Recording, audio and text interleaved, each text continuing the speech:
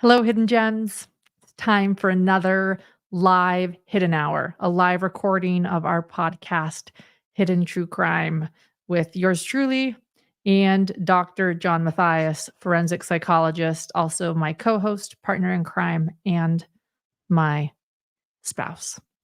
Uh, as we always say, we are here together, but in separate rooms while recording so that we can have this a split screen. It's a little bit easier for us, but we are going to be talking about a case tonight that is very close to home for us. And I say that figuratively and literally close to home.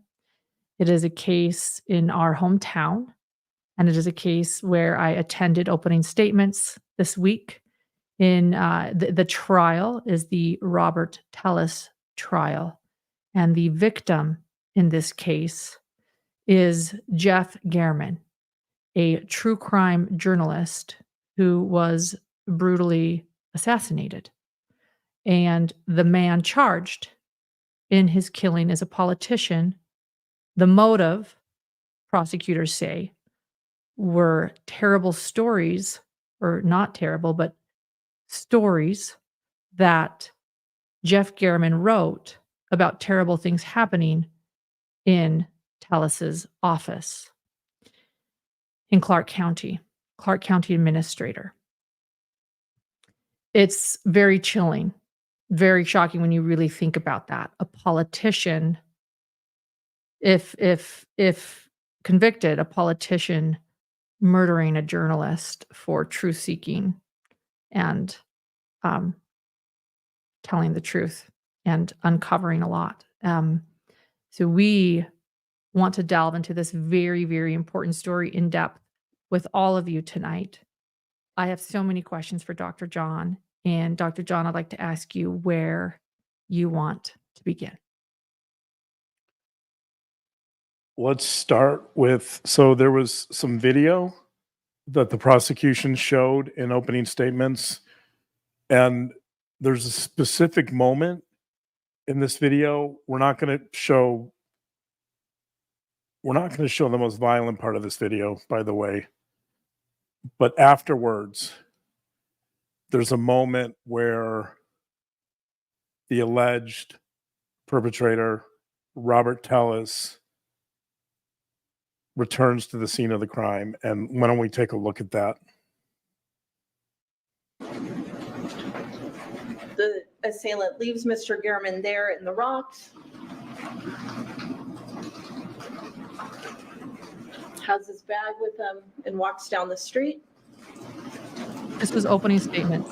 He goes further down the street toward Wintergreen, and he ultimately goes back to that maroon SUV. That maroon SUV, though, then proceeds south on Wintergreen, and it actually heads back in the direction of German's house. And you can kind of see it parked in front.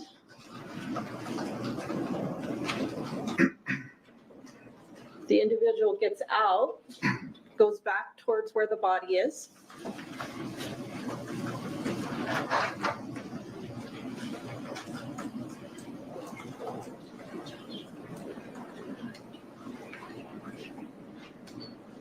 And then the individual returns back to the Yukon.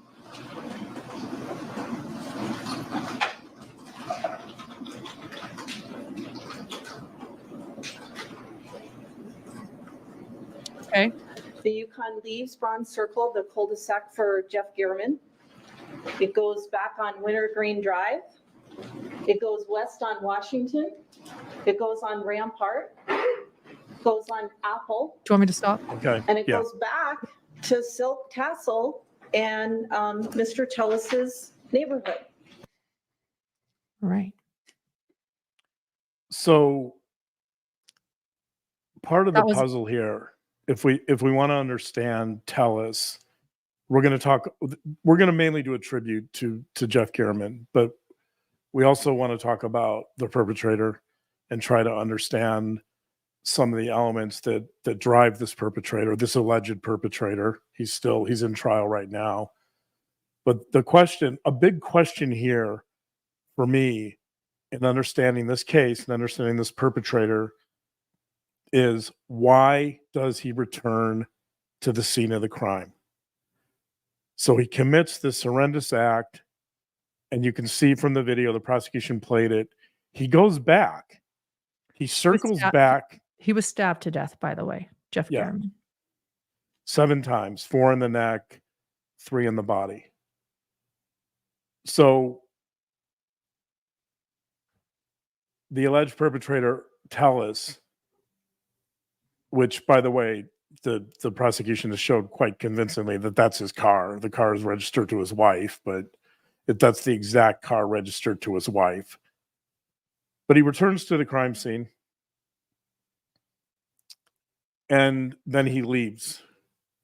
Right. And the reason this is important to understand, we're going to talk about this, but the reason this is important to understand is because the vast majority of perpetrators and felons I have evaluated would never do this.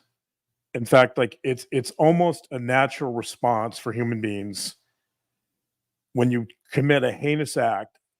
It's a very natural response to head for the hills. You run for the hills and you hide, and you hide, you hide anywhere so that you're not seen. You try to evade detection, but that's not occurring here.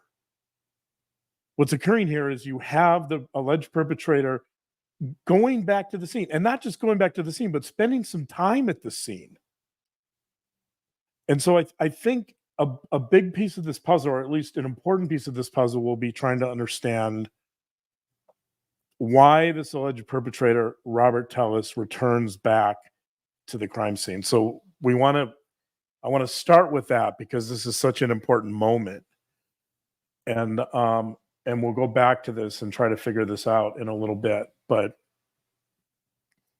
to understand why this crime occurs, I think this is a piece we need to really figure out. Yes, and a lot of speculation in chat. Did he drop something? Did he want to make sure he was dead? Was he curious? So we will answer that question together tonight. I think if anyone can figure out the answer to that question, I'm sure it's our community. So so those are all accurate to some degree, but we'll dig into the more of the psychological elements of the answer a little bit. Right, with his later. car too. He went back with his car. He parked his car away. He parked his car far away, then got back in. He's like, "Oh, I'm just going to drive it up now." Right. Right. He commits the crime. He leaves. So the car isn't parked that far away, by the way. The car's parked fairly close. It's just down the road. But I mean, yeah, it's not in the driveway of the home where he commits this act. But then when he comes back to check on the crime scene, yeah, it's right there. So this is the doorbell camera of the neighbors who have known Jeff Garman for over 20 years. And his garage is open, so they suspect something is amiss. And sure enough, it's caught on camera. But yeah, the alleged perpetrator parks right in front of the home, right in front of the scene of the murder. Right. So Right. what's going on with that, right? Like that, if you take a fictional example of a criminal like Walter White from Breaking Bad, this would be more typical of a criminal. And I know obviously that's a fictional series, but Walter White, when Walter White learns that the authorities are on to him and they're probably going to get him, he hightails out of, he changes his identity.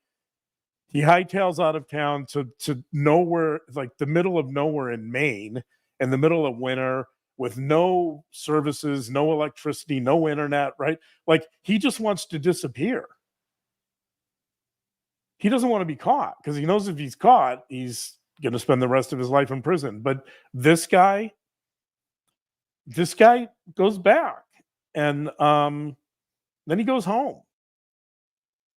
there's no attempt whatsoever here to, to leave town or to try to, evade the authorities. He's brazen. Let's go back, So this is an interesting moment in this trial, in this case. And we need to talk about it. We'll talk about it. Okay. We'll talk about it. Where do you want to go now? I think I want to start with, I want to talk a little bit about, I see tonight as I think we're definitely going to dedicate this show to Jeff Gehrman. And I see this as a tribute to Jeff Gehrman. And I remember when, I want to tell a little story here. I remember when I first moved to Vegas after graduate school. This was like 1996-ish. I'm sorry. 1996, 97. I remember when I first moved to town, that's when people read newspapers, by the way. And Gehrman was first and foremost, so I don't read newspapers anymore. I mean, I take it back. Sometimes I'll read online articles that are written online, and they're not, but I don't physically go to the store and get a newspaper. But back then, that's what people did, and so the newspapers were a primary means of obtaining information. And I remember there was a story that broke not long after I moved to Las Vegas, and it was by Jeff Gehrman, and it was about an execution style murder of a mafia member.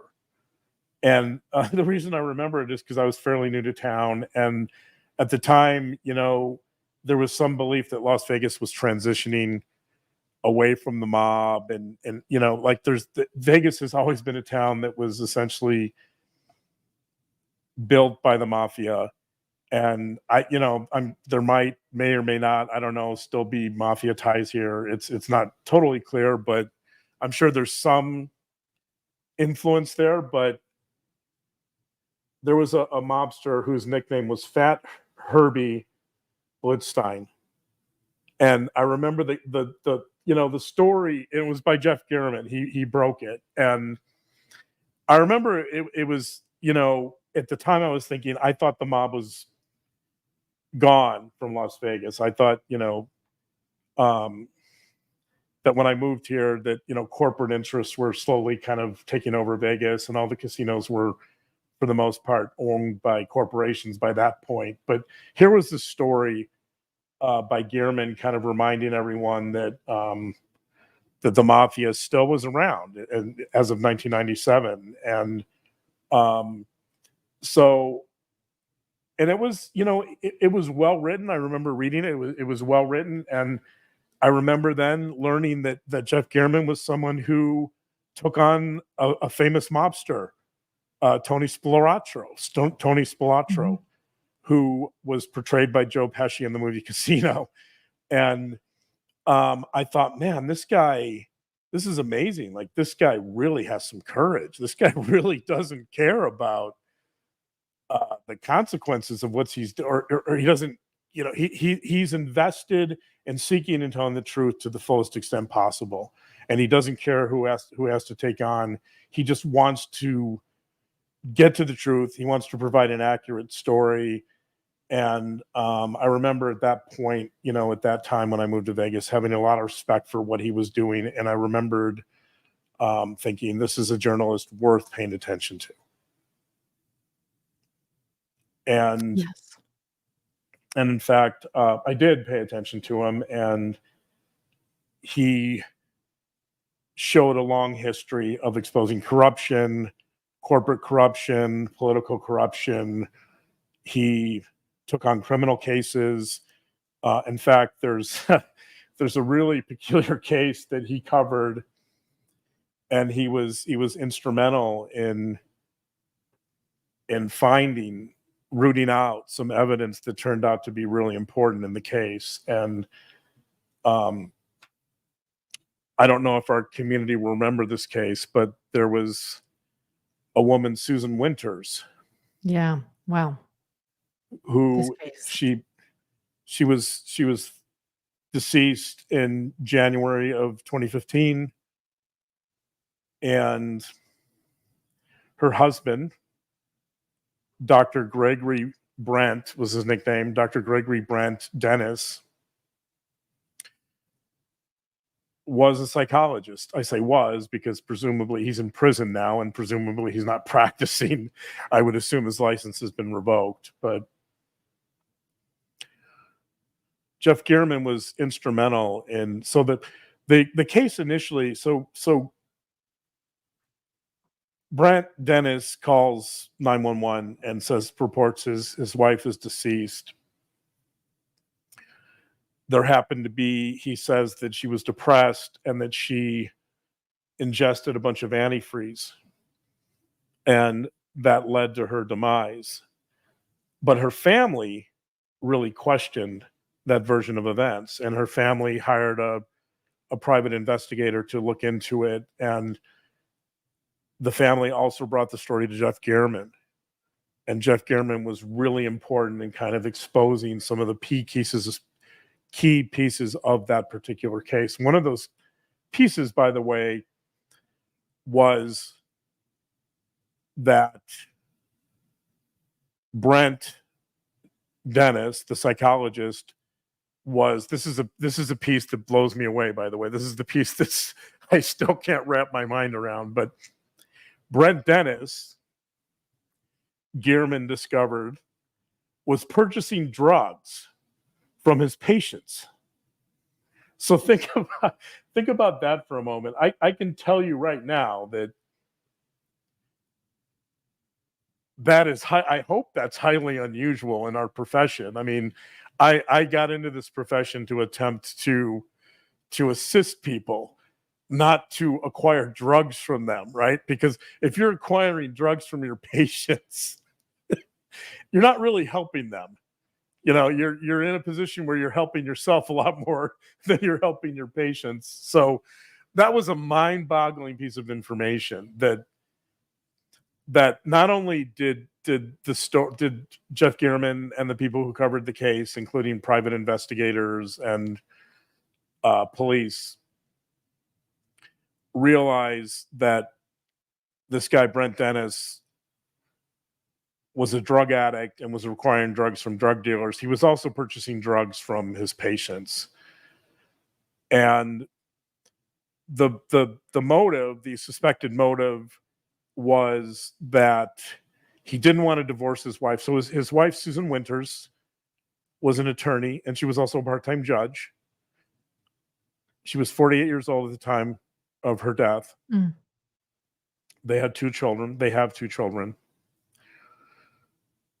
The suspected motive was that he didn't want a divorce because there was some belief that if he divorced Susan, she would report him to the State Board of Psychological Examiners, which is my board in the state of Nevada that regulates psychologists, that she would report him to the board for having a drug problem and even potentially for having some knowledge that he was purchasing drugs from his patients. And if she did that, she would ruin his career, and more than likely he would lose his license. So that was one of the apparent motives.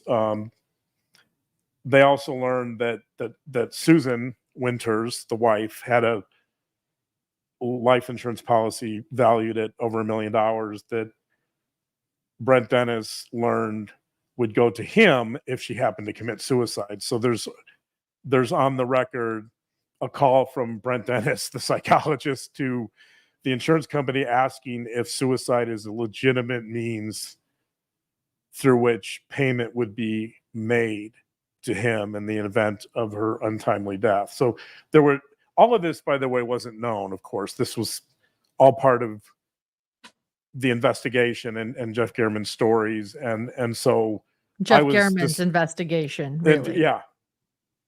And so this is another case where, this is obviously, this particular case is more in our wheelhouse.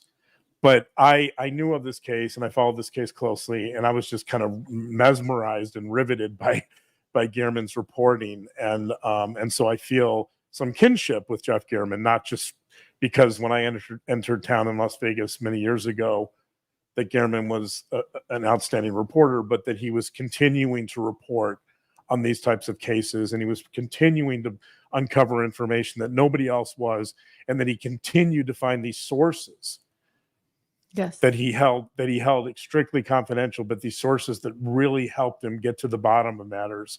And so I feel a lot of camaraderie and closeness with him, in the sense that you and I, in some senses, do something similar. You know, we try to find information to make sense of cases. We use a lot of sources that we take a lot of pride in keeping confidential, and we would never expose those sources under any circumstances. And Gehrman never did, by the way. It was well known in Las Vegas that he had probably the widest network of sources of any journalist in this community, and he always protected them, no matter what. Always protected his sources, even in death. Can I share that now? Yeah. No. Sure. Even in death. Well, let me pull it up actually.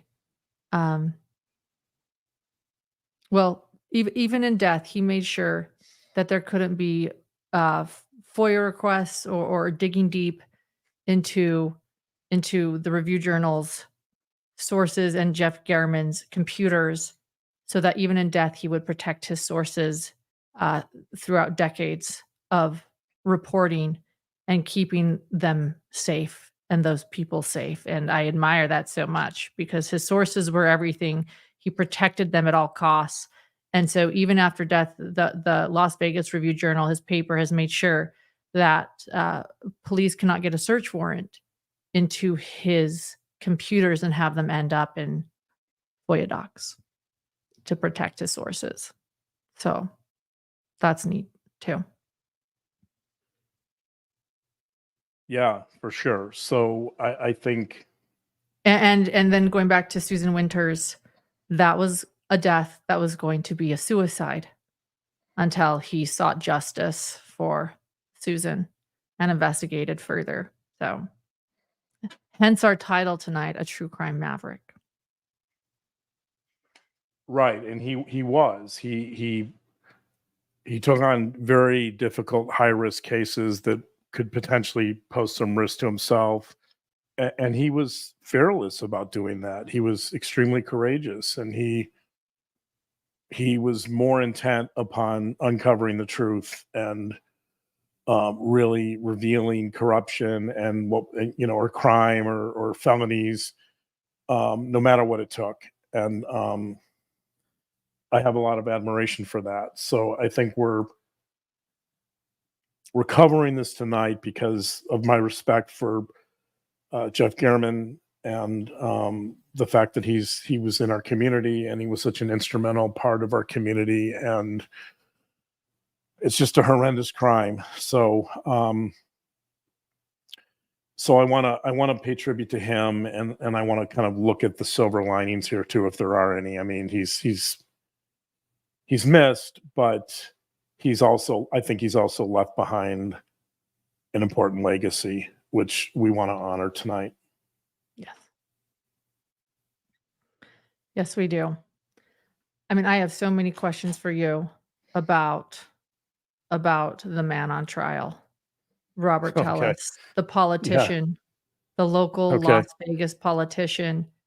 I sat right behind him in court, actually. Yeah. I didn't realize how short he was. Yeah. And, I couldn't see his face often, but I would see his head nod and shake. It reminded me of sitting in the same courtroom as Chad Daybell, except mostly Chad was a pretty poker face until towards the end where he started to relax. But out of the gate, Robert Tellis, no poker face for him, shaking his head, looking aghast, looking concerned, looking shocked. We saw some heartbreaking photos, including the crime scene in court. And he, like, I don't know what it was. He looked concerned, like, "Oh, no, I don't know." But help us understand a politician,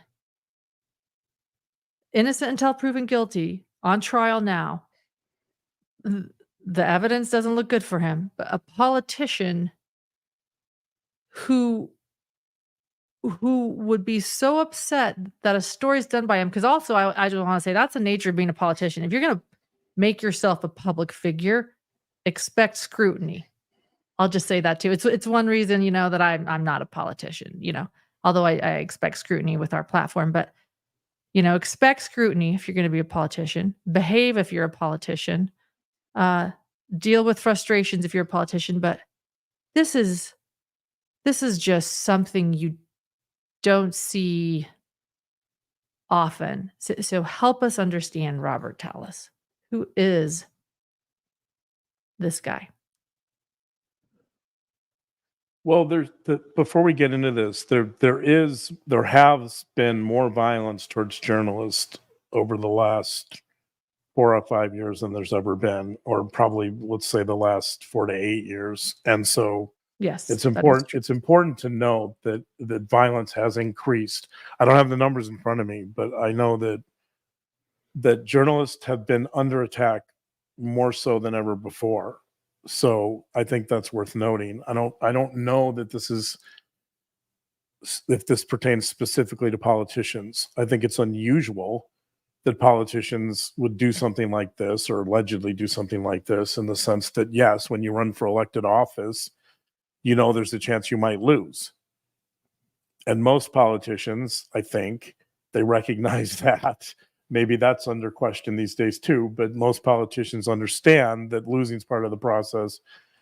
And when you lose, you bow out. Now, what happened here was that Gehrman's stories probably impacted his loss and his reelection.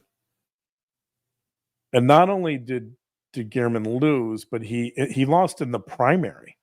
So he ran as a Democrat and he finished third. So this is a guy who in 2018 he wins the election for public administrator, and 4 years later he's badly beaten after these articles come out. Most of these articles are coming out in 2022. Spring of 2022 is when they start coming out, March of 2022. So, and the election is The articles that Gehrman is writing about Tallis and the Yeah. corruption in his office. right. So he loses, but he loses badly. He actually finishes third in a Democratic primary, which is pretty bad for somebody who's been in an elected office. And I think in Tellus's mind, that Gehrman certainly is a big part of that. So there's a larger issue here about, we'll get to this later, but there's a larger issue here about, I think, that concerns all of us, about human beings process negative information, right? I think that's a part of this story. Yeah.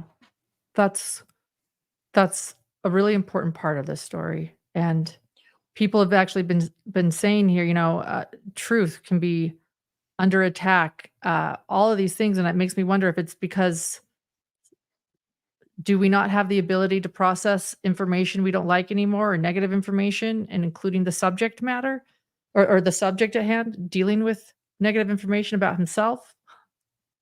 Right. Right. Exactly. And we'll get to this later. I was going to talk about this more at the end, but I think the important issue here is not to frame this as a story about a angry, irate politician.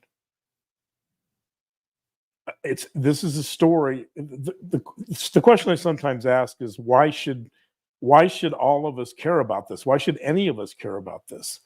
Because it's really a story about processing or coping with negative feedback or negative information. And that concerns every one of us, whether it's at work, whether a loved one gives us feedback, right? This is really a story at heart about trying to be honest with someone about something. It just so happens that the person who's reporting that information, who's being honest, is a reporter. Right. But that's the heart of this. And so I think we should reflect on that a little bit later. We will. Thank you. Yeah. It's important. So this is a story about how sometimes the truth or the hard truth affects all of us. It's a story. Yeah, right. In the end, this is a story. Yeah, one of my difficulties here is that even the Review Journal where I used to work, they're framing this as a story about a journalist who's telling the truth to power, or about a corrupt politician. But yeah, it's this. In the end, this is really a story about being honest with someone else. And so this is a story about how human beings communicate and how they deal with honesty and how they deal with negative information. And every single one of us has to deal with that issue. So I hope this is a story that our listeners can see as a story that has more universal appeal. I don't want to frame it. I mean, I'm getting ahead of myself because this is going to be my ending, but now it's not. So but we'll come back to it. But let's try to answer that question. What is it about negative information? I mean, it's going to be a little different in this case, but what is it about when someone's honest with you and they give you negative feedback? What is it about human beings that struggles to hear that or to integrate that, right? And that's the issue here. I don't know. I've been asking you this question for years, actually. I feel like this is a question we have at our dinner table often. And I don't know if I fully grasp why, why it's so hard for us.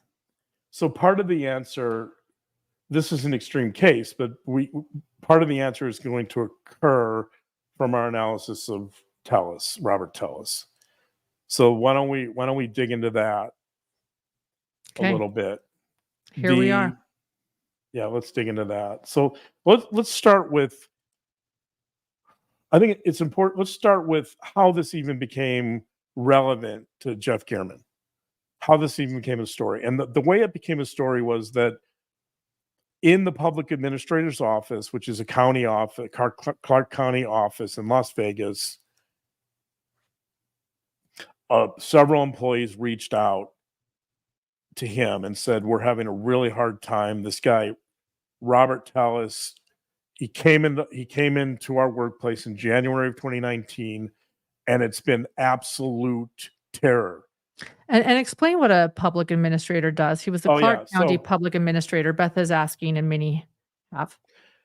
Yeah, so his job essentially was to, when people were deceased and there were no wills or trusts or any means of dealing with the estate, it was his job, it was the job of the public administrator to try to figure out what to do with those resources. Okay. And so 2019, take us back there again. Thanks for just explaining that. And this is his office. He's come into office. He's here, Robert Tellis, 2019, and they're saying it's chaos, those in his office. Right. So you have a bunch of longtime employees in this office. So apparently, I don't know, maybe not immediately, but at some point, Tellis brings in some of his own people. But because this is government, there's a number of employees that already work there. You can't just root people out. You can't evacuate people from government jobs because you don't like them. clearly there's the process and there's protocols and regulations and policies around firing longtime government employees, and that's true in most states, and it's true in Nevada. So he comes into this office, and let me see if I have the quote here. I'm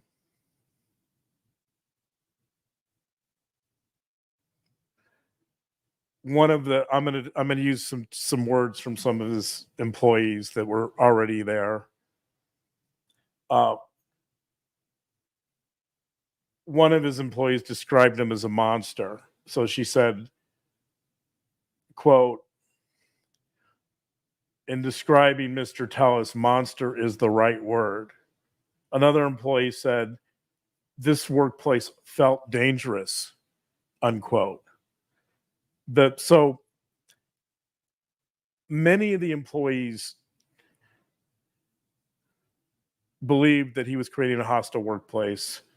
There was harassment going on, apparently. They described bullying occurring in the workplace.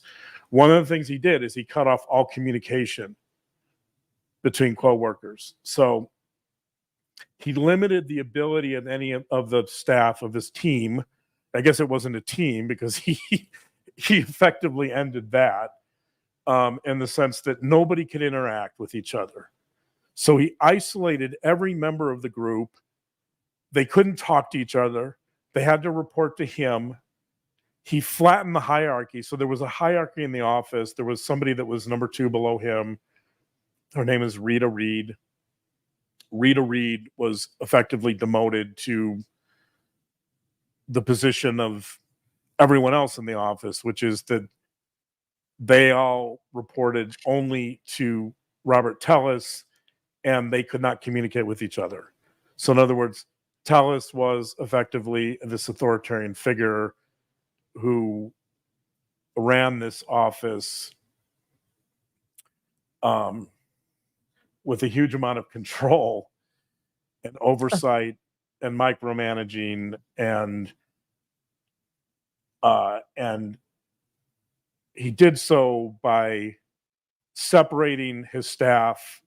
I don't know exactly physically how he did it, but he didn't allow them to communicate. He didn't allow social interactions. He didn't allow, so all the things all the cliches that we typically hear about today about teamwork, right, and communication and team building, right, all that stuff. Tellis was the opposite of that. Tellis, if healthy communication is seen as one of the tenets of a healthy workplace, then he had the complete opposite of that. Sounds like a tyrant. Yeah, I mean, okay. I use the term authoritarian, but that's the term I'm sure that his staff would use probably to describe him. Monster would be, I guess, that is a term that actually one of the staff members used. And so tyrant isn't, tyrant's in that same category. Yeah.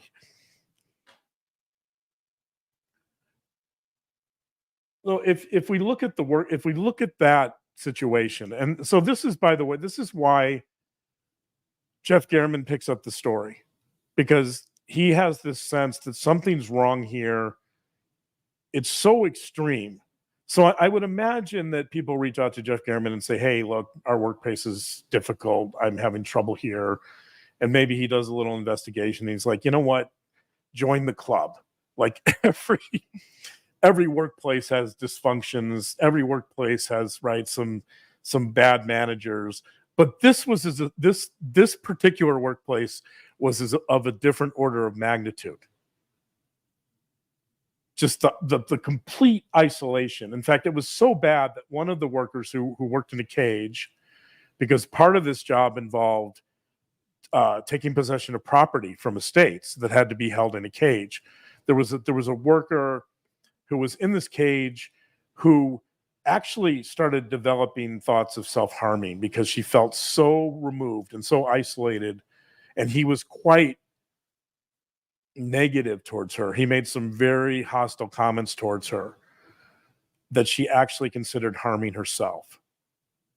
Thankfully, she didn't, and her other coworkers talked her out of it, but she was really depressed and really distraught. So we're talking about a situation that's so extreme that it gets this report, Jeff Gehrman's attention, and he starts reporting on it. Now, let's think about some of the psychological elements of a workplace like this. Yes. I think the first thing that occurs to me when you think about a workplace where everyone's isolated and they can only report to the supervisor, to me, one thing that really stands out in that situation is paranoia. So I think there's some element of paranoia here in the sense that he's extremely sensitive to what other people are saying about him. Probably he doesn't want people talking behind his back, right? He's trying to control this environment because he's got this perception that people are talking behind his back. So he's trying to control the narrative in the office. So there, you have this paranoia going on here that other people are somehow trying to harm him or talk negatively about him, and he wants to control that. And that brings us into another component of this, which is we talked about this with J.P. Miller and on the Micah Miller case and a lot of other offenders, and that is coercive control.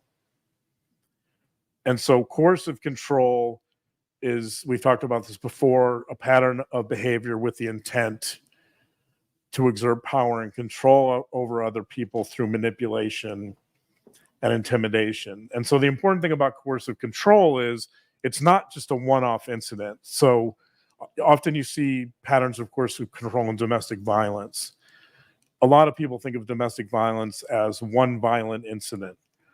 But when you situate domestic violence into a larger picture or larger framework, this issue of coercive control often comes into play, which is someone who's really wanting to control the environment so that nothing can go sideways or so that they don't look bad. And so you have, if you look at this work environment that Robert Tellis is setting up, you have, I think these are two elements that stand out right away. You're looking at, obviously there's a lot of control here. So he's trying to control the conversations. He's trying to control people's perceptions of him. You have both this combination of paranoia and coercive control. And so I think sense. That's a good place to start. Of course, when I see an environment like this at work, I always think, I wonder what it's like at home. Me too. That's what I wonder.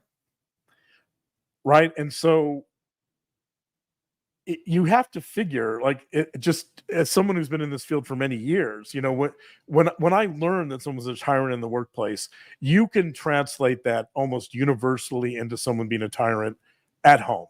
And this is a guy who's been married for years. He has 3 children. One of the things after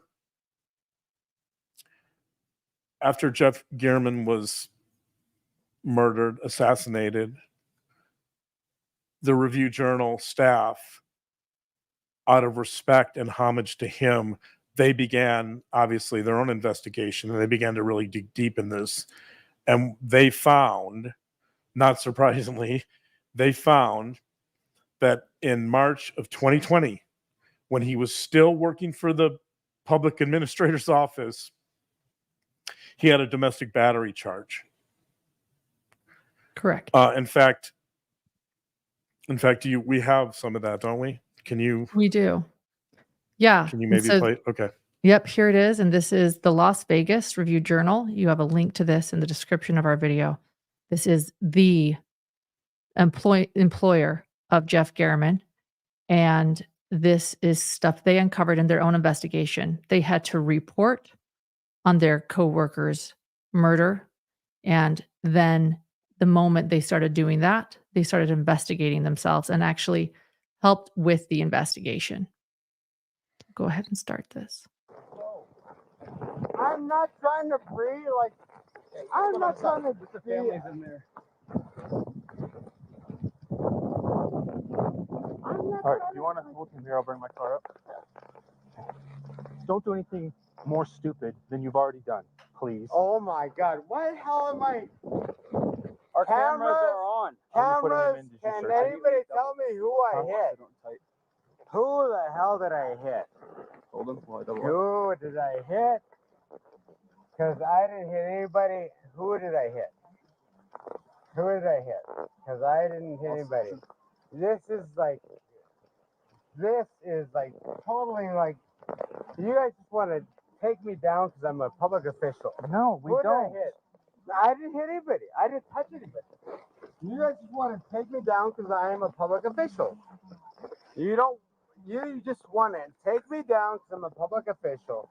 I did not touch anybody. I haven't hurt anybody. I am just being approached, and like, you guys just want to take me down because I'm a public official. That's it. I'm a public official. I'm sure your supervisors will love to see this body damage when they see it. I'm a public official, and that's all you want to do arrowhead on is take me down for being a public official. Why are you taking me down? I haven't touched anybody. I haven't hurt anybody. It looks like it's This is a civil rights violation. You guys just want to take me down. I haven't touched anybody. This is my home. I haven't hurt anybody. I haven't touched anybody. I love my family. I love my wife. You guys want to take me down. That's all it is. Why are you taking me away from my friggin' house? Why do you have any suspicious? Sit back. I'm. What if it costs to take me home? What if it costs to take me? You're not making any sense right now. Dude, Do you have any cost to take me? Brian, Do you have any cost to take me? this seatbelt's being stupid. What does it cost to take So I me? can go to the other side.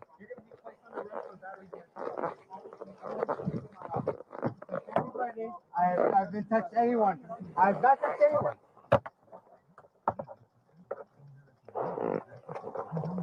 I've not touched anyone. I'm just telling you too. I haven't touched anyone. I have not touched anyone. I've not touched anyone.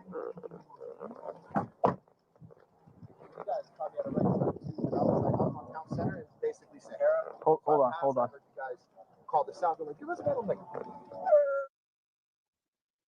So there you go. There you go. Yeah. So it turns out, forgive my laughing, by the way. It was the police officers and just how cynical he was being. Made me chuckle. I felt bad for them. But go ahead. yeah. It turns out that he was arrested. So he's saying you don't have any cause. They had plenty of cause because his wife made the call, and his wife had said that he tried to choke her. Yeah. To death. Well, I don't know if she used that term, but that choking doesn't take a lot of pressure to actually harm someone very seriously. It's So life threatening. It's life threatening. It's absolutely life threatening. So the example that I was given in my field is that when you open a soda can, just the amount of pressure it takes to open a soda can, it's slightly more than that. If you're choking someone, it's just a little bit more the pressure than that to kill someone. Most people don't realize that the throat is extraordinarily sensitive. It's extremely vulnerable to injury, and choking is a really serious crime in the sense that you can harm someone very seriously with not that much pressure. And so the crime here is he choked her. He choked her apparently fairly hard. And you saw the response, right? The you're trying to take me down because I'm a public official. Yeah, I might have missed that part. Just kidding. Joke. Yeah, right. You that's, you have to listen really carefully to hear that part. Right. It's all he says. Yeah. By the way, if anybody didn't catch it, he's a public official. And so And I love the cops are like, yeah, they're gonna love this body cam footage. Then I'll keep it on. yeah, they're no. He says your supervisor. I love that. Yeah. Your supervisor's gonna love to see that. He is the supervisor. He's the head honcho. Which, by the way, explains why this gets dismissed. So this arrest, and he's charged with domestic battery, and then this gets dismissed, and it gets buried. He's a lawyer, by the way, too. So The news never saw it, and I want to explain this as far as a newsroom goes. You're in a newsroom and everybody's listening to the scanner, and you get the arrest list every day, and you have producers that are helping go through all of the mugshots and all the different counties every day, learning what happened, and you're listening to the police scanner as well. And then take that in Las Vegas, where crime is something that happens. It's infamous for their organized crime and for drug use. And when you have a DV, like a domestic violence, or you have, people being pulled over, sometimes those things can get overlooked because there's just so much. And in this case, a DV with a politician should be all eyes on it. You would have thought it would be a front page morning news, but this particular story in Las Vegas got buried and nobody uncovered this body cam footage until after his arrest. So I just want to go forward. And then, as John's explaining, he's a public official, he's the supervisor, he's an attorney. It got dismissed before anyone could find it. Go ahead. I just wanted to explain how that was a wild thing too, that nobody even saw this. So let's go back to, I talked about paranoia. Let's go back to paranoia. Here it is. This is more paranoia. You want to take me down because I'm a public official. In other words, he's creating this narrative that they're out to get him. He's creating this narrative, right, that he's the target. That, it's not the fact that he tried to choke out his wife and nearly killed her that matters. What matters here is he's a public official. So of course, obviously too, by the way, like there's clearly this tremendous sense of self-importance. Well, I'm a public official, you're out to get me. I mean, they don't know who he is. He's not the mayor of Las Vegas. He's not a particularly well-known public official, but here he acts like he is. And so you see this paranoia here. You also see, we talked about coercive control. You also see that in the home. So my question was, what's the probability that if someone is controlling at work, if they're exerting coercive control at work, and this pattern of intimidation at work, what's the chance that they're doing that at home? Here you go. He's doing it at home. Right. Boom. So you have this paranoia. You can see this from this arrest. You have this paranoia and you have this coercive control, which, although he's only arrested once that we're aware of, my guess is that his home is probably being run very similar to the workplace. So we can suspect that, I think, it's possible that it's not completely that way, but more likely seems to me there's a good probability of that occurring in the home. So these are some of the pieces that I think we're going to start putting together to explain what's going on here. So how do you get to the assassination of Jeff German? Here we go. So we've got somebody. How do you get to the assassination of Jeff German? You've got paranoia, you've got coercive control, and now let's go back to the video we rolled at the beginning, and let's talk about that. That's going to be the next piece of this puzzle. Okay. I've got to get it back to where it's supposed to be then. So, add screen.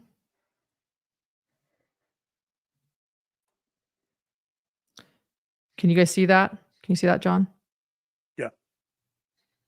Okay, so again, Well, this is the first video, and this is opening statements. Prosecutor Pamela Weckerly did the opening statements. The assailant leaves Mr. Gehrman there in the rocks. Has his bag with him and walks down the street. He goes further down the street toward Wintergreen, and he ultimately goes back to that maroon SUV.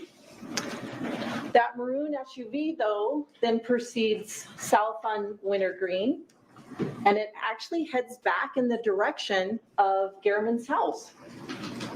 And you can kind of see it parked in front.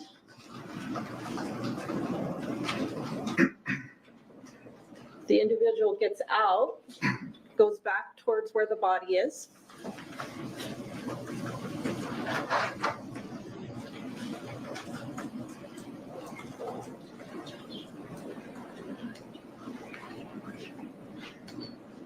And then the individual returns back to the Yukon. And back to his house. okay, so we've got paranoia, we've got coercive control. Now we have this piece. And so I think I would start with, I would liken this to you leave your house in the morning for work, and the minute you leave the driveway, you wonder, did I turn off the coffee maker? And then you're a couple miles from the home and you're thinking, you know what? And by the way, this is like pre-Keurig. So I'm talking about old school coffee makers. You know, I remember when I was in grad school, coffee fueled part of my success in grad school for sure. And I remember leaving the home to go to downtown Los Angeles and wondering if I left the coffee maker on sometimes. And so sometimes I'd go, most of the time I realized I turned it off, but sometimes I would go back and check, but not often. But that is a function, that type of thought process is a function of obsessive compulsive disorder. And so the reason he's going back, now let me make it clear, I'm not saying he has obsessive compulsive disorder. What I'm saying is that I think he has some obsessive compulsive features. There's a big difference. I don't know if he has obsessive compulsive disorder. I think he has some obsessive compulsive qualities. So what's taking him back is he commits this crime, or he allegedly commits this crime. And he's not convinced, or he's not sure that that Gehrman is deceased. So even though there's tremendous risk in going back, he doesn't care. He's going back because he needs to double check and triple check and quadruple check the crime scene to make sure that he's deceased, so that someone can't point the finger, so that the victim, if he's not deceased, won't be taken to the hospital and identify him. But this is an important part of this puzzle, because and I want to make it clear, we always get this question when I talk about OCD or features of OCD in criminals.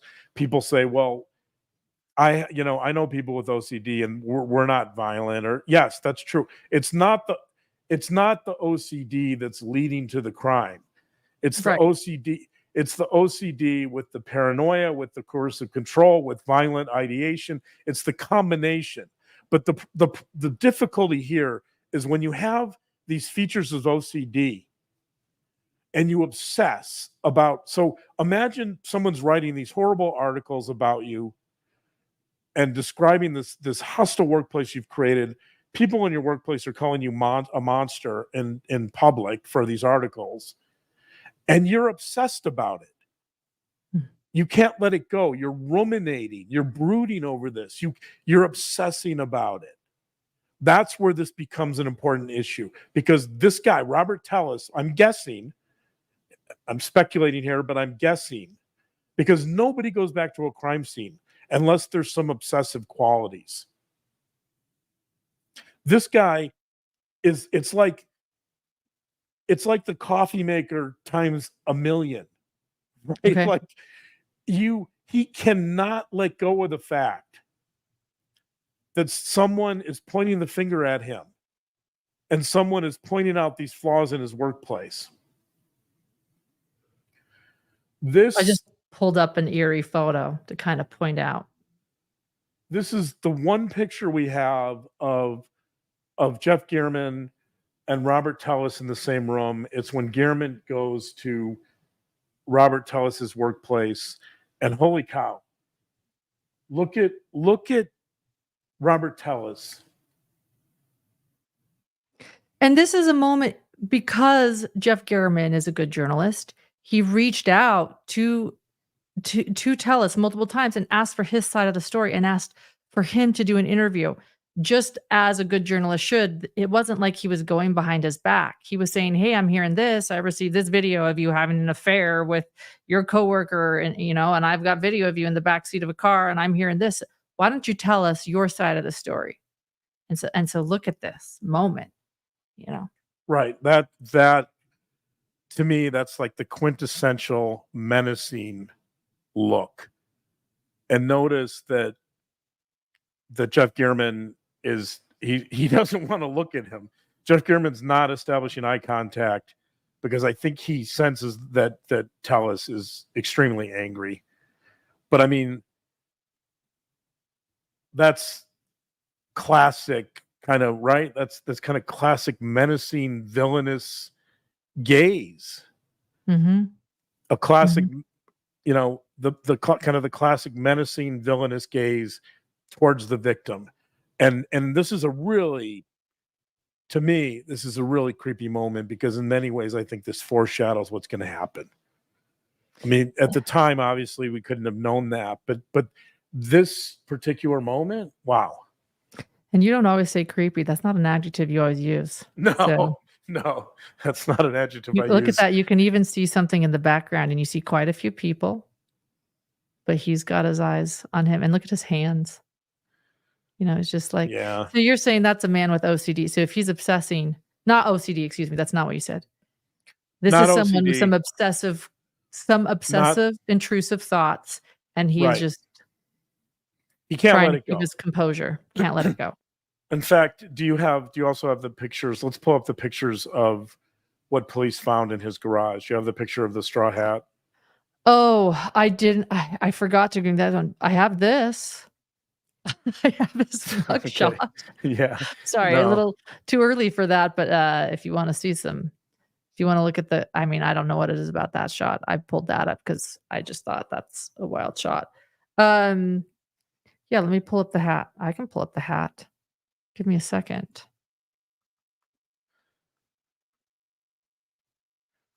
So when you're finding that, I'll talk about it. So one of the really interesting components of this case too is that when law enforcement finally got a search warrant, which was on September 7th, so the crime occurs on September 2nd, they find the body on September 3rd, and then 4 or 5 days later, law enforcement finally gets a search warrant. So it's essentially 5 days after the crime.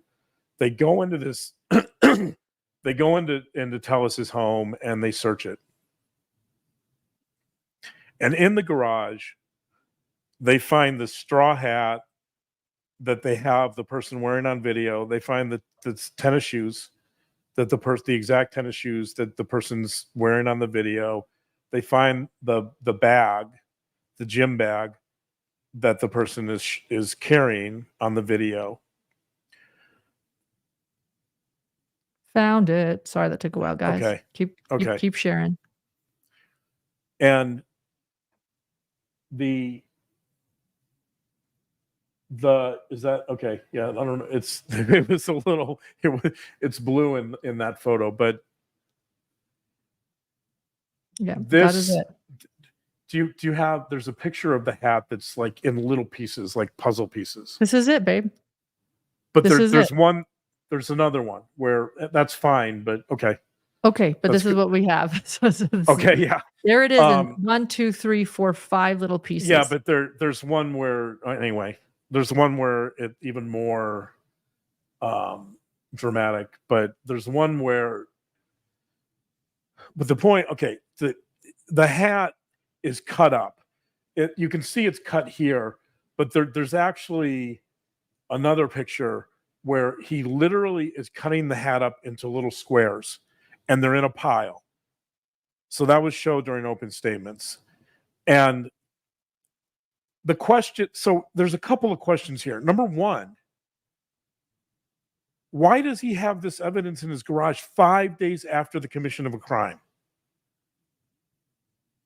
That in and of itself is a little strange, right? Like most criminals would get rid of evidence almost instantaneously after they commit a crime.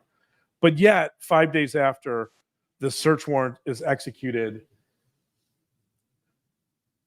they find the straw hat. It's cut up into little squares. It's cut up into little pieces. They find the tennis shoes. They too are being cut up. And so I think the answer to that is another piece of this puzzle, which is going to prove the points I've already been making. And that is, number one, I think the reason this evidence is still there is because of the paranoia. He does not want to go outside the home. He's afraid that, I think there's a part of him that's afraid of being seen or caught. He's afraid that people are surveying the home potentially. There's some paranoia here. It's true, actually, that some members of the Review Journal staff are outside his home. They're not outside 24/7, but they're outside his home, and they do catch a picture of him washing his car. So I think part of the reason that evidence is still there is because there's some paranoia about leaving the home and being caught, but also it brings into play this issue of obsessive compulsive features in the sense that he's obsessing over the best way to dispose of this evidence.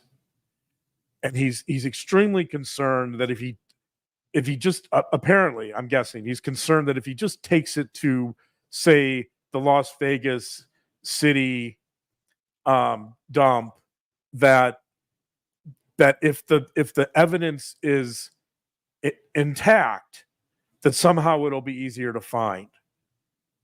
And so here you have, I think he's obsessing over how to dispose of this evidence. He's brooding. He's ruminating about what to do with it. And so somehow he figures out that he's going to only be content if he cuts it up into pieces. And somehow, I mean, again, this isn't particularly rational, but we're not talking about someone who's particularly rational. But I think he comes to the conclusion at some level that the best way to dispose of this is to cut it up into little pieces, and that's going to take time. And so there's this obsessive quality going on there as well. It's the same reason he returns to the crime scene, because he has to be sure in his mind. It has to be perfect. It's like going back to turn off the coffee maker. If he disposes of it in the wrong way, he's going to obsess over doing it incorrectly. He's going to obsess over being caught. But if he cuts it up into little pieces and somehow does something different with it, I don't know what that is because he gets caught, but then he can rest. He cannot worry about it as much. I mean, he's probably going to obsess over it anyway. But here you also see this feature of this obsessive compulsive quality that's kind of driving him. And it's why he can't let go of those stories that Gehrman wrote. Right. So that's the second piece of the puzzle. Okay. That hat's a puzzle right there, as is that shoe. I know, and then the funniest thing about it is that the most funny thing about it is that he didn't get rid of it, and they found the evidence, because there it is.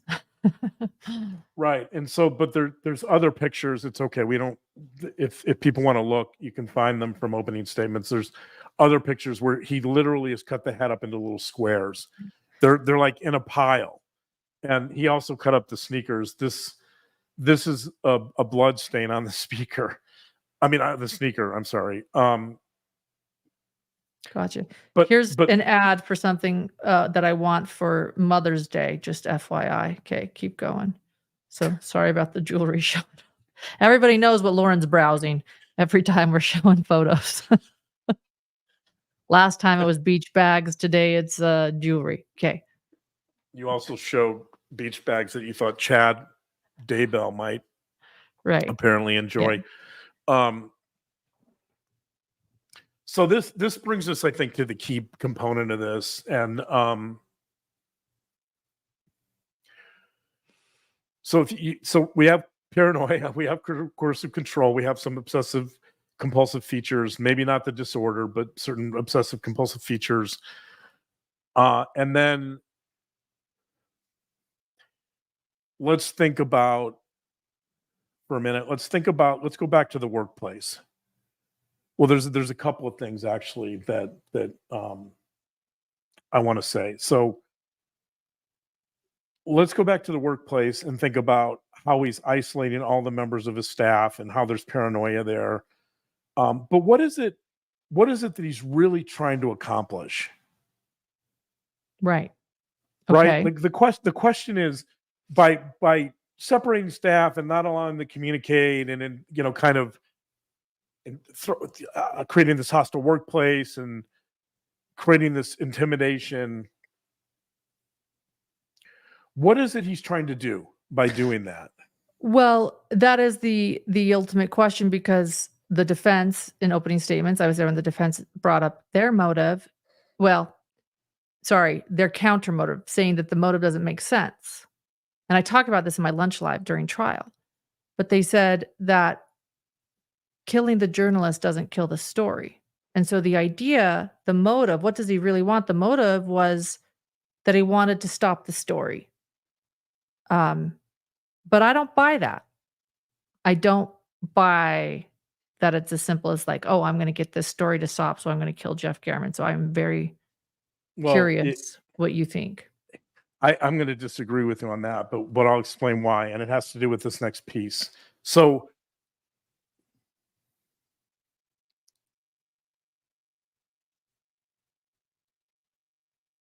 I think we can't talk about this story without talking about narcissism to some degree. Everybody's been talking about it. You And don't use the word yucky or creepy, and you don't use narcissism a lot. So I didn't use the word like yucky yet, did I? no, you didn't. You said creepy. Okay. It took me Okay, a yeah, while. creepy. Yeah, creepy, and now we're on And narcissism. let me Another word you avoid. clarify before we talk about narcissism, let me clarify that I'm not diagnosing this guy with narcissistic personality disorder. I'm saying something similar to OCD. What I'm saying is I think there's some narcissistic features here. So I don't know, I haven't met with Robert Tellis. I haven't done an evaluation. I haven't tested him. I don't know if this guy's, would qualify for the personality disorder. But let's talk in general about this idea of narcissism and how it might apply here. And that is in this way, that in many ways at the heart of narcissism is some version of impression management. That narcissists at heart, they want to control how they're viewed. They want to control how people perceive them. That's why he's isolating people at work. That's probably why he's choking out his wife, because she probably made some derogatory comment. She probably made some slight about him or his ego, something he took personally. I don't know what it was. I'm guessing, but he lost his composure and he choked her. So I'm going to talk a little more about, I'll get this, the answer to your question, by the way, about if you kill the journalist, you don't kill the story. I'll get to that in a little bit, but I want to. Okay, because even Brian's with me here. Like the story was going to run the next day. It was too late to stop the story, right? The FOIA have been requested, but we'll get to it. I'm excited. I'm excited for this. Okay. So I'm going to read. This is from an article And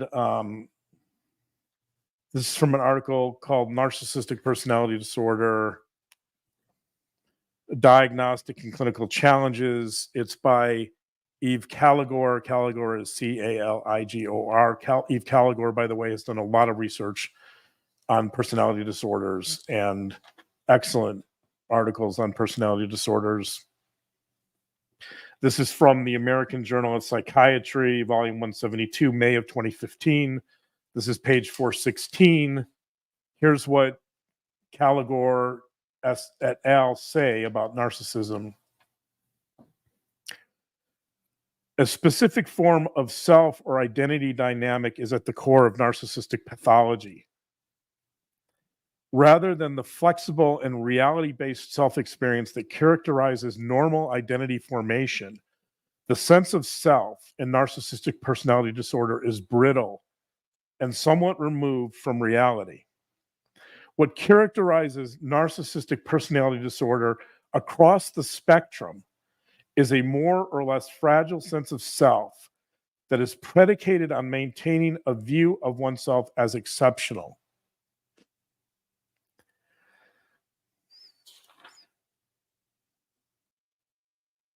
Maintaining a grandiose sense of self can provide a more or less stable self-experience for the individual with narcissistic personality disorder, but comes at a cost, requiring a retreat from or denial of realities that do not support grandiosity, and leaving the individual excessively reliant on external feedback to support not only positive self-regard, but also self-definition.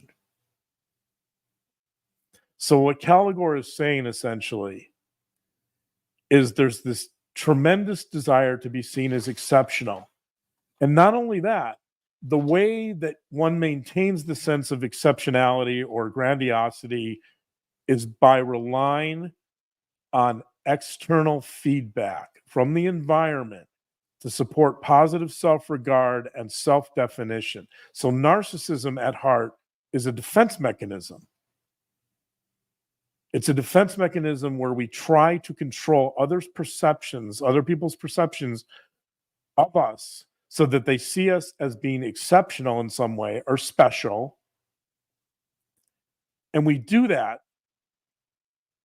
usually by relying on external feedback. And so if you go back to the office place, what he's trying to do is he's trying to limit any communication among employees so that they can't talk negatively of him, that he wants to create an environment where he's only interacting directly with employees, and the feedback that he's giving them or that he's getting from that will support in some ways. I know it's a little crazy, but will support this view he has himself as being exceptional. Makes sense. Nailed narcissism in my brain, what I know of it. So the goal of a narcissist in general, and again, I'm not saying he's the personality disorder. I'm simply saying that he seems to have some narcissistic features.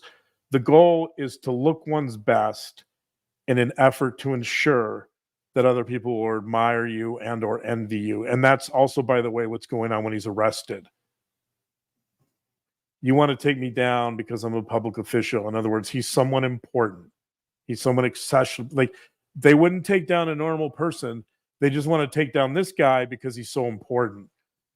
And this is consistent, by the way. So during the hearings and during the arraignment, Tellis in the courtroom has actually said that he said publicly during these hearings that the prosecution just wanted to embarrass him. It's the same dynamic. That if somebody wants to embarrass you, then they clearly, there's the paranoia there too, but they're clearly out to get you because you're so exceptional. And there's some implication there that there's envy, that they're attacking him because he, in his grandiosity, he's special and exceptional, and that's why they're going after him. Of course, it wouldn't have anything to do with the fact that he choked out his wife in the past when the charges were Smith, or that he murdered someone or he assassinated someone as he lay in wait to ambush a reporter. That wouldn't have anything to do with it. And so when you combine these elements, when you combine the paranoia, the coercive control, the features of OCD, some features of narcissism, you really have an potentially explosive situation. And so that's what you have here. I want to read. So the next question for me is, okay, we've got all these ingredients, and I'm going to get to your question, by the way, about killing the story. We'll talk about that. Or well, let's talk about it now. Actually, your mic's off. I'm ready. Let's talk about it. I want to. So part of the answer is in what I just read, in the sense that let me reiterate a little bit what I just read from Caligore about narcissism. I want to point out something quite specific here.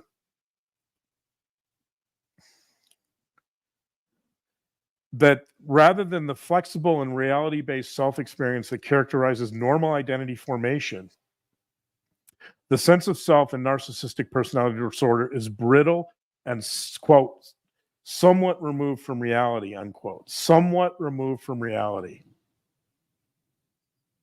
Somewhat. Right. Well, in this case, quite removed from reality. You're right. There's a spectrum. And later in the same quote I read earlier, the individual with narcissistic personality disorder comes at a cost, requiring a retreat from or denial of realities that do not support grandiosity. So you have this denial of reality. And so the answer to your question is, and by the way, this is where the defense gets it completely wrong. So one of their arguments was that killing a journalist does not kill a story. But Robert Tellis does not understand that. Robert Tellis does not understand that because he's removed from reality. Okay. Robert Tellis is engaged in this infantile, magical thinking that sometimes accompanies narcissism. Gotcha. That is true. It does, man. It really, really does. He does believe he can make this story disappear by killing the journalist because of these narcissistic qualities. He's removed from reality and he's engaged in this magical thinking that somehow the story will disappear if he murders the journalist who's writing the story. So for a rational, normal person, yeah, okay, I understand that very well. If I go out and harm a journalist, the story's going to continue. Not just continue, but get bigger and probably switch Right. lanes and, not end well for you. Exactly. But he doesn't understand that because he's operating from a very childlike, magical thinking perspective, at least at this moment. So part of the trigger here is that the day before the murder, Tellis learns he's having an affair in the office. He learns she spoke, which, by the way, the person that he was having the affair with was on the stand last Friday. The day before the murder, he learns that the emails that Jeff Gehrman was able to obtain are going to be a part of a story that's coming out the next day that's going to expose the affair and it's going to expose Robert Tellis. And in addition to that, 15 hours prior to the murder, a FOIA request, was emailed to his office.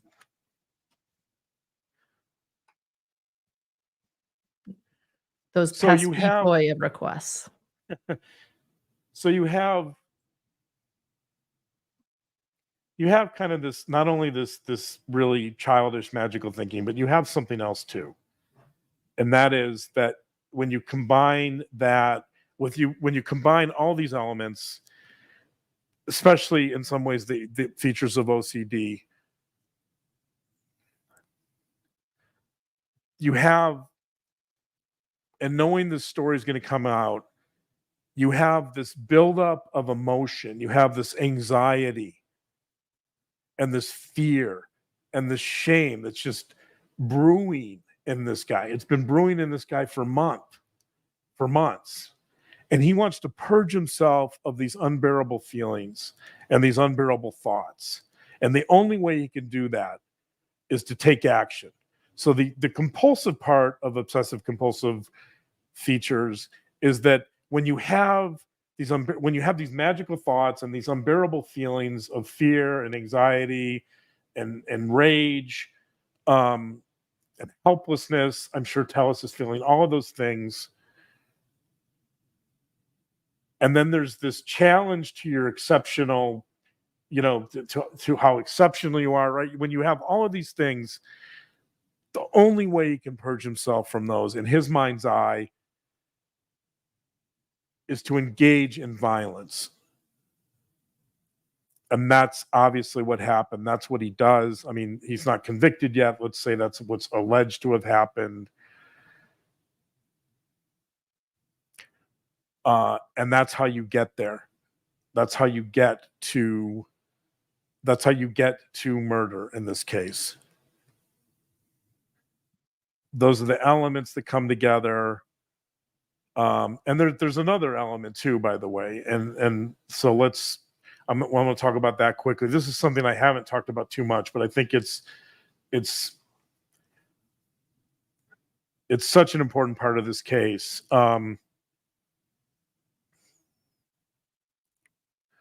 This is from a book called Virtuous Violence.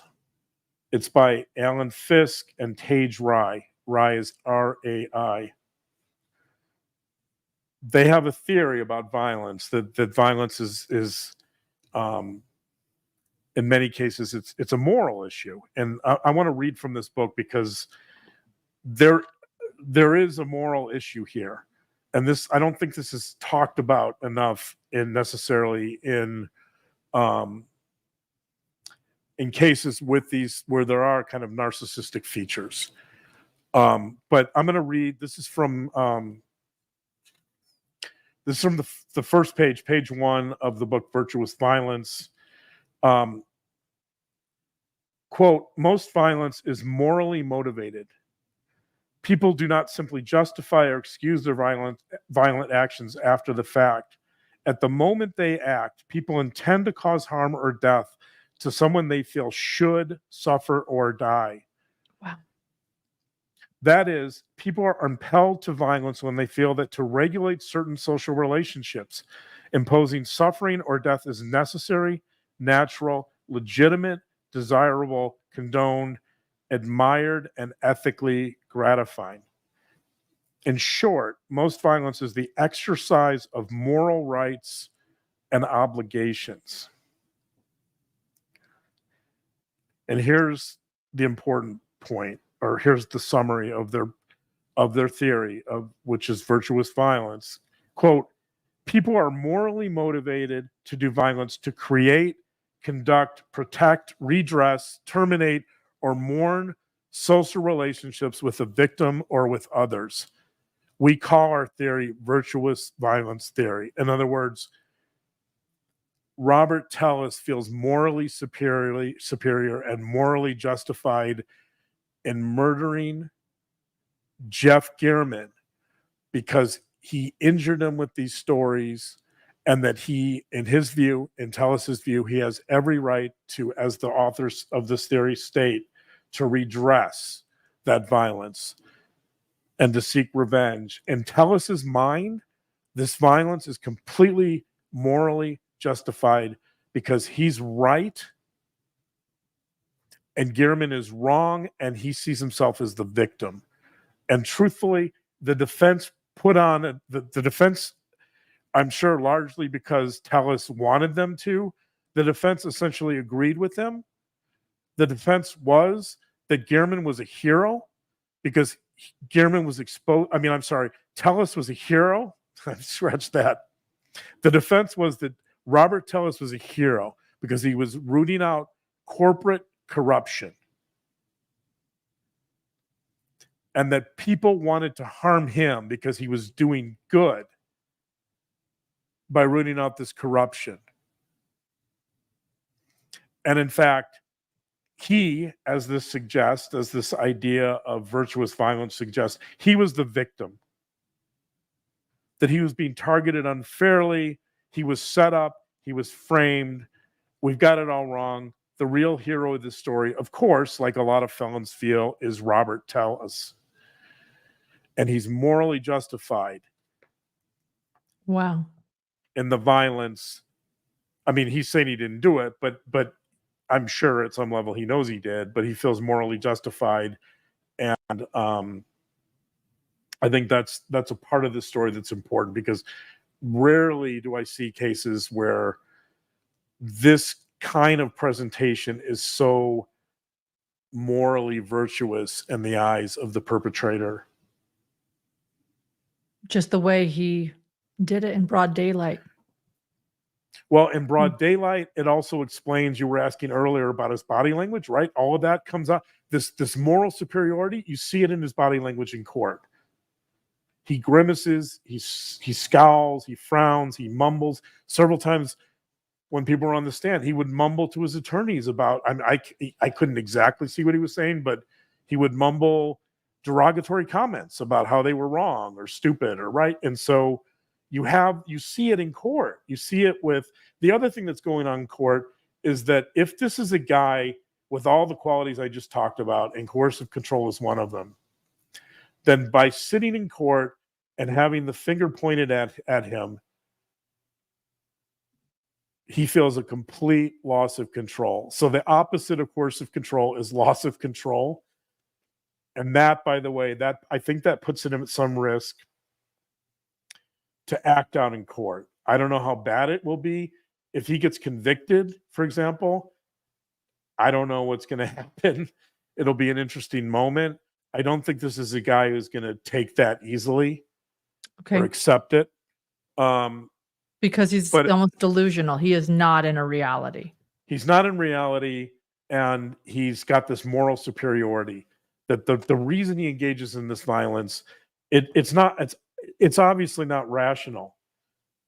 But he does think that he can make the story disappear. He thinks by killing Jeff German, he does think at some level that the story will go away, that the problem will be solved. He feels like this is a moral right that he has, that he's morally entitled to do what he did. I just decided to share his mugshot really quickly because I've looked at a lot of mugshots in my days, and this one is absolutely frightening to me. So when you bring up that it's not going to go well and we are going to see a reaction, I just thought of this, and I just wanted to pull this up. Yeah. This is I think just showing just a bit of the anger that is inside of him. Right. This is someone who's enraged. This is someone who feels victimized. This is someone who feels morally superior. And even though he would never acknowledge that he committed this murder, he feels as if he believes there's this moral component where he didn't do anything wrong. His workplace was fine. He didn't harm anyone. He didn't choke out his wife. He feel there is this moral component, this virtuous component here. And right. You see it in court, in his nonverbals, in his body, like his expressions. You see it in the crime. You see it in the fact that he's already acted out in court a little bit during his hearings and his arraignment. He's already talked about being embarrassed. So you see all these components coming together. The narcissistic features, the obsessive compulsive features, the paranoia, the coercive control, right? These are all, by the way, all of these components coming together are all, a powder keg for violence. And that's obviously where this lands. Sadly, sadly, that's where this ends up. Tragically, that's where this ends up. Yeah. You mentioned that we need to talk about truth. We do have a sponsor for today's show, and it sounds like you're also a little stuffy. Maybe we need to put on mute for a little bit. Okay. Okay. Give you a little bit of a break because I am ready to hear about why we struggle with truth or negative information. So a big thank you to our sponsor right now. We will be right back. And John, you get a drink and take a break for a second because we need you. A busy mom and as a journalist, I need to make every minute count, whether that's working or creating more family time. And insomnia, when it comes to that, is not my friend. It can throw everything off. When it comes to work, I like my alone time before the sun is up. I like to be able to sit there and work so that as soon as the family wakes, I can focus on them. And so if I am dealing with insomnia the night before and I'm up till 3 a.m. fretting and worrying and tossing and turning, I pretty much can kiss the next day goodbye. And it's not just work that suffers, but the entire family. I used to try over-the-counter sleep aids, but those caused grogginess like no other. It didn't matter how much caffeine I drank the next day. Grogginess was part of daily life. And that is where Dream has been a game changer for me and for our entire family, honestly, so much so that is why I am sharing the good news, because Dream is a revolutionary approach to sleep in the form of a guilt-free, indulgent hot chocolate with natural sleep supportive ingredients. And get this, just so everybody is aware, because I'm sure many people are wondering, yes, it is gluten-free, it is dairy-free, it is vegan, it is non-GMO, and it is keto-friendly. It allows me to fall asleep, stay asleep longer, and then I wake up refreshed without the grogginess. I wake up energized and ready to get to work. I actually feel less stressed. So it helps my emotions. I feel completely rested and alert all day, even feeling like I can be more emotionally present as a parent. It is an amazing bedtime routine that I have now used for nearly a year. Our whole family has benefited and knows the routine. And mostly they've benefited because better sleep means a better you. It is a low-calorie drink. I wind down each night, just 15 calories, no added sugar. I sip it about a half hour before bed, give or take. I've also made Dream popsicles to enjoy this summer in this heat wave. I've recently been loving the capsules during this 115-degree weather. Dream has given our gems an awesome deal for their first order. You can head to the website shopbeam.com/hidden true crime and enter the code true crime for up to 35% off your first order. You can also just click the link that's in the description of this video. That is there, shopbeam.com/hidden true crime. Or see this QR code? Hit that QR code, or not hit it, but shine your phone on that QR code. Use that QR code for up to 35% off your first order. Just enter code true crime at checkout. Let us know what you think. I hope it changes your life as much as it has changed ours.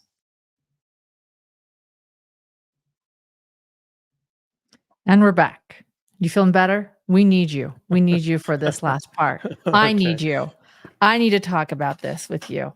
Why are we so afraid as human beings of negative information? Why are journalists being violence towards journalists, the truth tellers of our society? Why is it higher than ever before? What is going on?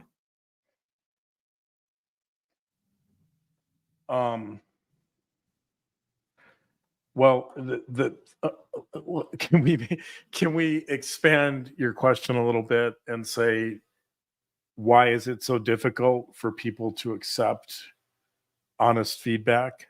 Maybe that's a better way of. That's a great way. Why is it so difficult for people to accept honest feedback? And so I think we can apply this to Talis too. Obviously, I think I talked about some specific elements that probably led to this extreme violence, but most of us have some capacity to deal with reality, and most of us, thankfully, aren't going to resort to that level of violence. So But in general, I think some of the qualities that make it difficult for human beings to accept or be open to feedback would be, number one, poor ego strength. That a lot of people see discrepant information or dissonant information or information that conflicts with how their identities as a challenge, as something to be dismissed and rejected. And the reason that is because people with poor ego strength, they're not willing to change. They're not willing to accept feedback that clashes with how they perceive themselves. And you certainly see that with Robert Tellis. I mean, again, Tellis is an extreme form of that. But in general, I think there's this, I've talked about self-verification theory. We all, in many ways, we all want to verify or see ourselves as being consistent. And so when our perceptions of ourselves are challenged in some way, I think there's an initial impulse to reject it, because it might lead to change. It might expose certain flaws about ourselves that we don't want to know, or we don't want to see. So we all have these blind spots, and I think it's more detrimental or harder to accept feedback, negative feedback, when we have poor ego strength. And I think related to that is the idea of rigidity. That, when people, I talked about these obsessive compulsive features potentially applying to Robert Tellis. OCD is by definition, and again, I don't mean the diagnosis, I mean features of OCD. I talked about many times when I was in grad school. This was years ago, thankfully, and I haven't done it since. But did I turn off the coffee maker? Right? Like, I have never been diagnosed with OCD. I don't have OCD, but I have some obsessive. I do have some obsessive qualities in terms of I worry about little things like turning off the coffee maker. So that's what I mean. That the more obsession someone has, potentially the more rigidity and the more kind of ritualistic behavior we might engage in, then the more difficult it is to accept feedback, because we're immersed in our own little worlds, and we engage in certain habits and rituals which make change really difficult. So I think rigidity would be another part of that equation, and part of that, by the way, would be closed-mindedness. So with rigidity would come closed-mindedness, that some people just temperamentally are more open-minded and more willing to take risks in life, and some people are, and this could be more nature, by the way. Some people are more closed-minded, and they want to stay in their shells. They don't want to take risks. They're not open to new information. They're not particularly adaptable. And so that would be, another reason why accepting honest feedback, especially if it's negative, would be really difficult. So rigidity, open-mindedness. What was the third? Rigidity, closed-mindedness, poor ego strength, a lack of resilience. Did I mention that kind of goes hand in hand with rigidity?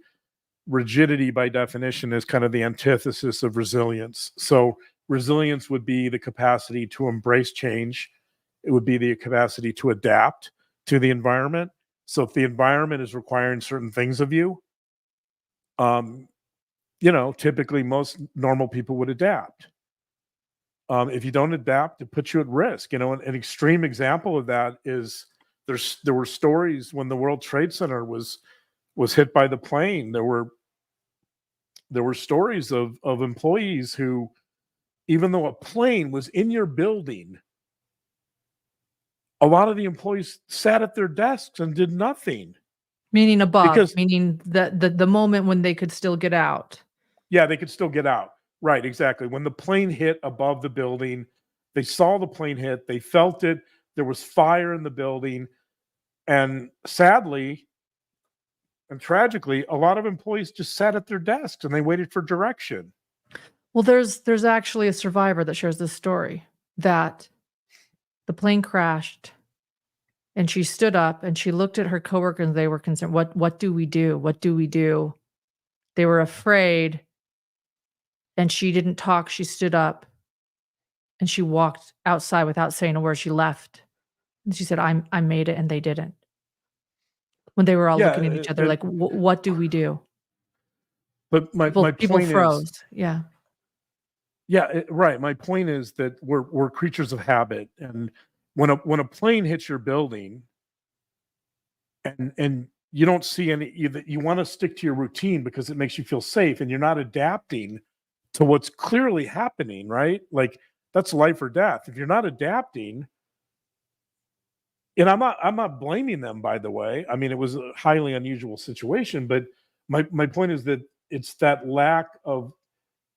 that's a lack of resilience. You're not reading the situation, you're not adapting, you're not taking the action you need to take because you don't want to, you don't know what to do.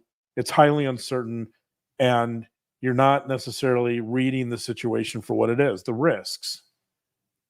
Right. They're not adaptable, and it's just that's human beings.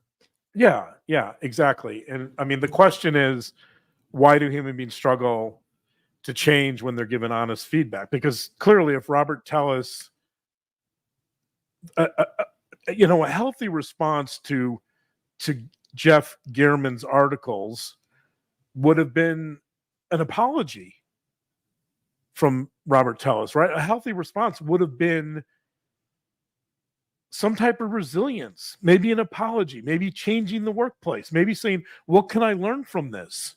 I've made mistakes. What can I do better, right? None of that's happening here. What Robert Tellis is doing is the complete opposite. He's denying reality. He's engaged in this. He's brooding over what's happening. He's like, none of the, he for all the reasons we talked about, he can't learn from this. So he can't adapt and learn. So that's another part of this too, is that resilience is the ability to learn. Resilience is the openness to new information. And none of that's happening with Tellis. And so I think the larger issue here, the reason why all of us should care about this story is because that's really what this is about. Sure, it's about a politician or a public administrator that murders a journalist. Yes, that's what it's about. But larger, it's about, why don't human beings have the capacity to change or to accept honest feedback? Right. And I want to point out too, we're talking mostly about honest feedback about our situations. This is it. But I want to point out too that information is hard. All these things relate to something as simple as our worldview too. When we have a worldview about the way the world should be, even outside of ourselves, and we're reading the news. Because I see this all the time. We're reading the news and we know the way that things are supposed to be in our brain and the way we function and the way we live and our morals, and we read the news and something doesn't fit right. I'm just talking about truth because I'm a journalist, and I'm talking about all the times I get people that are uncomfortable with, maybe facts I'm laying out there, that it's our worldview too. And so I get this as feedback from readers. I'm talking about when for the 10 years I've relayed information as a reporter, and even now, the same thing. It's not even just the information that it's about yourself and someone giving you personal feedback, but it's about the information that you see in the world. We're rigid, we're closed-minded, we are afraid. What were all the things you said again? I just want to point out that it happens with just information outside of ourselves too, that makes us not want to believe that maybe truth tellers are telling the truth. Yeah, that would be fear. I mean, that's fear. Fear is a big part of the equation. Fear of change, fear of loss. Ultimately, if you change, if somebody gives me feedback about something I'm doing wrong, or if I'm harming someone, or I'm running a dysfunctional workplace, I might be afraid of that. Because if I change something, I'm giving something up, I'm losing something. And so part of somebody like Robert Tallis or anybody running a dysfunctional workplace, part of the strategy is to maintain exactly the same environment over and over again because they're afraid of what might happen unless they have absolute control over their workplace or their home or whatever it is.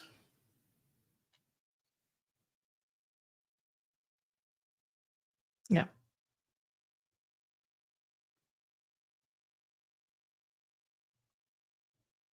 Thank you. Anything And else you want to share? I just want to I want to end here. I want to wrap up with, unless are there some questions? Well, let's wrap up because of our childcare, but why don't I make a few announcements and we'll let you end. I love to end on your what you have planned, your insight. I want to share that. So I'll just make a couple of announcements. Thank you to our wonderful moderator, Petty Mason. Exciting book club meeting, August 28th. I just interviewed the author of the book, The Woman They Could Not Silence, a journalist herself, a truth seeker herself, that she would not quit. And I interviewed the author, Kate Moore, of this book, and we're going to be discussing it at our book club meeting on August 28th. It is for sapphires and Patreon and above, and oh gosh, I just forgot amethyst and above here at YouTube. And those that are in the book club, we'll be discussing this book. And I just wanted to share that is an exciting thing. It's going to be my first book club meeting. I'm going to run it. It's Dr. John's book club. I know that, but I'm taking it over this week because you needed a bit of a break. And just because he's behind. And so I wanted to share that. And then I just want to thank everyone for liking and subscribing and telling your friends about our channel. It means a lot. And I think that John and we were discussing this week that we feel very proud that we have organically grown the way we have from our kitchen table. And so just thank you for always supporting us and being with us each week. And then I think that's it. So, and for those that are interested in more bonus episodes where John and I talk, you can head to patreon.com/hidden true crime. And we also have some, we're going to record a Patreon episode this week as well. So thank you to our YouTube members, our Patreon subscribers, and our book club members. I think I'm done.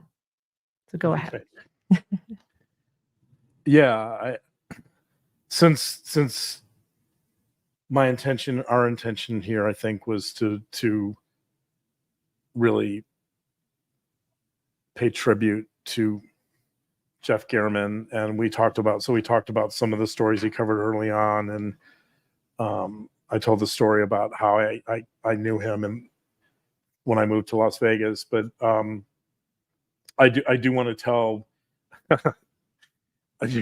a story that happened not too long ago, and it only indirectly involves Jeff Garriman. We never met. I never met Jeff Garriman. Neither Lauren nor I know him or have met him. But a couple of years ago, we were pulled into a case that had some potential risk. We didn't necessarily know that at first, but we had some serious concerns about our potential safety if we moved forward with it. And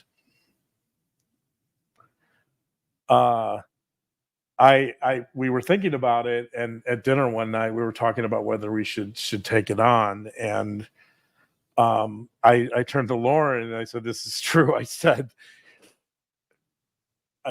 "What would Jeff Garriman do?" Right? So it's the old, what would that be? WWJGD. What would Jeff Garriman do? WWJD. Yeah. You just do Jeff, but right. What would Jeff do? Right. WWJD. And we both kind of chuckled over that, and we instantly came to the conclusion that Jeff Garriman would pursue it. That Jeff Garriman was fearless and courageous and a truth seeker, and so we decided to take it on. I won't tell the rest of that story.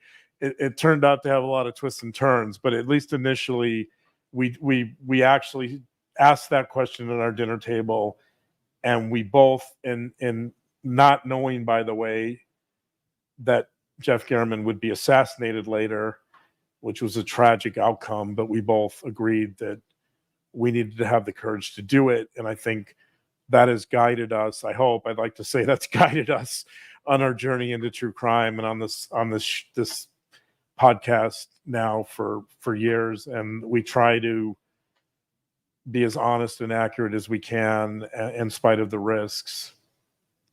Yeah, and so to that, oh, go ahead. Yeah, go ahead. No, you go ahead. I thought you were. I was just going to say that the other part of that is, I think, just that part of the legacy to me of Jeff Garriman is, at least for our work, is that there is an aspiration there to attain.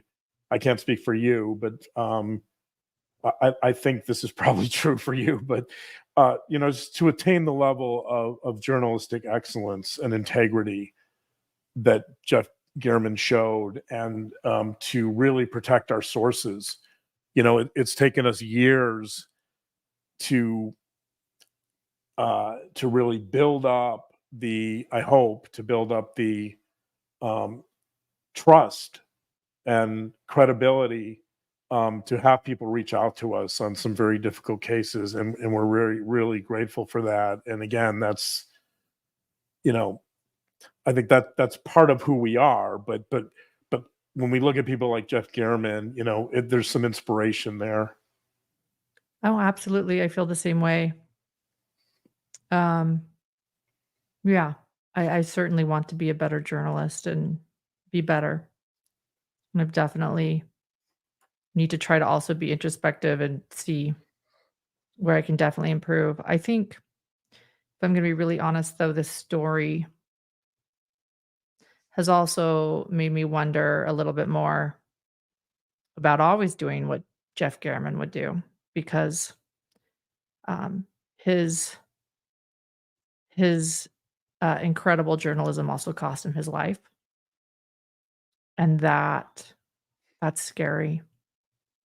And so it's also made me not just want to aspire to be better, but I also now have to rethink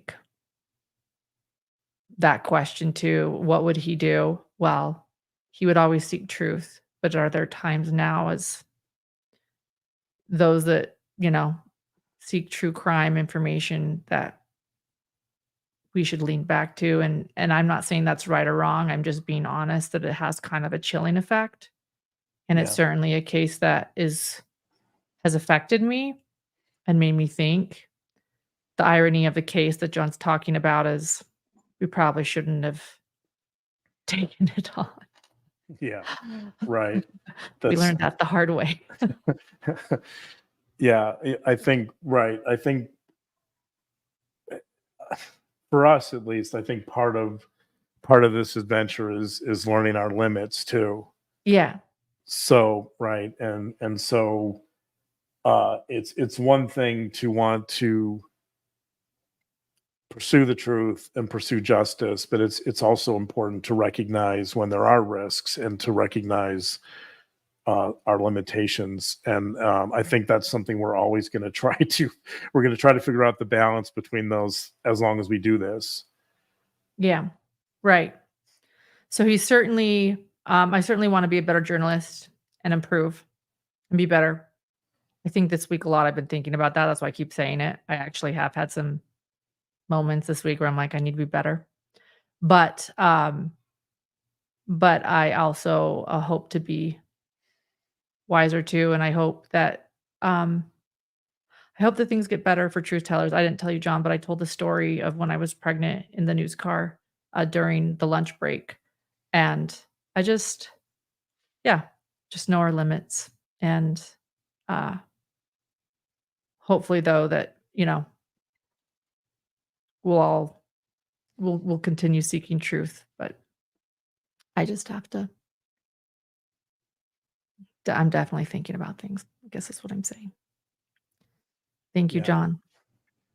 Yeah. I just want to, as a tribute to Jeff Gehrman, I feel like I just want to thank him. I mean, I thank him for his legacy and for his inspiration as such an exceptional journalist, for his courage, his fearlessness, and his unwavering commitment to truth and justice. And for us, at least, I think I can't think of a better exemplar or example of someone in who does what we do in the true crime arena, to kind of model and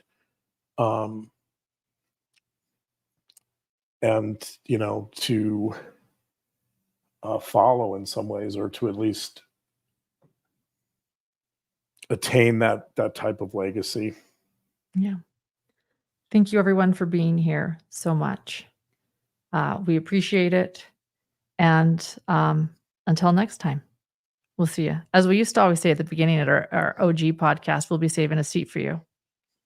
We haven't said that in a long time. I don't know why I just thought of it. It was it's our OG.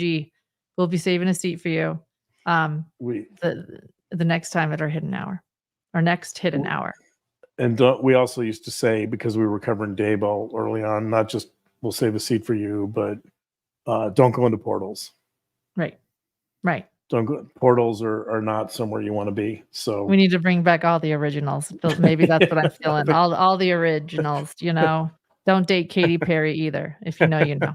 But all right. They're all relevant today. Yeah, all right. Exactly. Okay. We'll see you guys. Okay. All right. Bye. Good night. Good night.